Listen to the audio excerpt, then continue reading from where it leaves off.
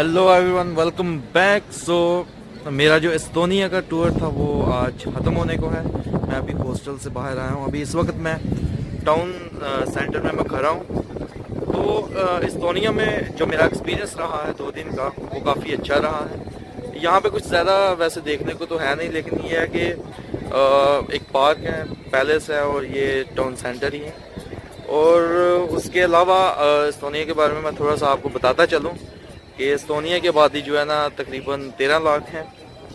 और इस शहर में जो लोग बसते हैं, जो इसका कैपिटल है, इसकी आबादी 4 लाख है। यहाँ पे कोई वेजेस को ज़्यादा हाई नहीं है, लेकिन यहाँ पे ग्रोइंग के चांसेस बहुत ज़्यादा हैं। जो लोग फॉरेन कंट्रीज से, जैसा इंडिया पाकिस्तान से आते हैं स्टडीज़ के लिए, वर्क के लिए और कुछ बिज़नेस के लिए भी आते हैं, तो उनके लिए यहाँ पे ग्रोइंग के चांसेस दूसरे कंट्रीज से काफ़ी ज़्यादा हाई हैं।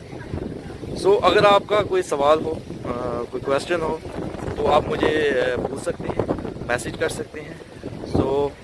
अल्लाह हाफिज़।